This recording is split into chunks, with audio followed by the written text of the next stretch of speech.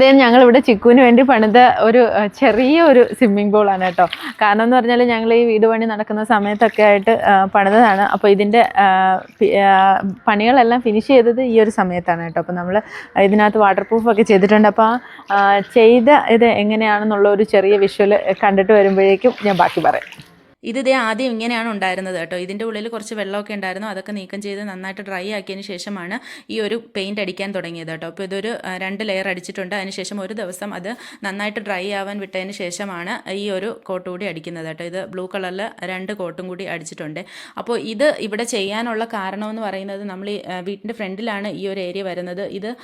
ഇതിൻ്റെ ഉള്ളിൽ തന്നെ ഈ ഒരു സ്വിമ്മിംഗ് പൂളിന് അടിഭാഗത്തായിട്ട് നമ്മൾ ചെയ്തിരിക്കുന്നതെന്ന് പറഞ്ഞാൽ മഴവെള്ള സംഭരണി ഉണ്ടായിരുന്നു. അപ്പോൾ അത് കാരണം തന്നെ ഒരു വലിയ ഒരു സ്ലാബ് ഇട്ട് മാറ്റേണ്ട ആവശ്യം വരികയും അത് കാരണം ആ ഒരു ഏരിയ വെറുതെ പോണ്ട എന്ന് കരുതിയിട്ടാണ് ഇങ്ങനെ ഒരു സ്വിമ്മിംഗ് പൂൾ എന്ന ആശയം ഞങ്ങളിലേക്ക് എത്തുന്നത് കേട്ടോ.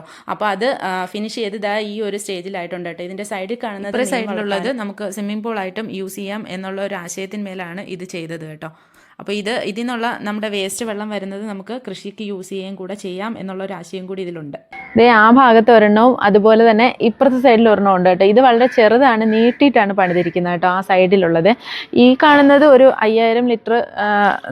ഇതിൻ്റെ ഉള്ളിൽ ഇതിൻ്റെ പണി തീരുന്നതിന് മുന്നേ മീൻ വളർത്താമെന്ന് ഞാൻ വിചാരിച്ചതാണ് കേട്ടോ. ഫിഷ് നമുക്ക് വീട്ടിലേക്ക് ആവശ്യമുള്ള ഫിഷ് ഇതിൻ്റെ ഉള്ളിൽ വളർത്താമെന്ന് വിചാരിച്ചിട്ട് പിന്നെ ഞാൻ വിചാരിച്ചു വേണ്ട, ഇത് ചിക്കു കളിക്കാനൊക്കെ ആയിട്ട് യൂസ് ചെയ്യട്ടെ എന്ന് വിചാരിച്ചു. പിന്നെ ഇപ്പുറ സൈഡിലുള്ളതിനകത്ത് എന്തായാലും ഞാൻ ഫിഷ് ഇടും കേട്ടോ. നമുക്ക് കുറച്ച് വീട്ടാവശ്യത്തിനുള്ള കുറച്ച് ഫിഷ് ഇതിൻ്റെ ഉള്ളിൽ കൊള്ളും. കാരണം ഒത്തിരി ആഴമുള്ളതല്ല കേട്ടോ ഇത്.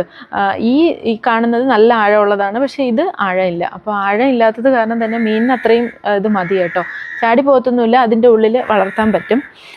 അപ്പോൾ ഇതൊക്കെയാണ് ഇവിടുത്തെ ഈ ഒരു സ്വിമ്മിംഗ് പൂളിൻ്റെ വിശേഷങ്ങൾ.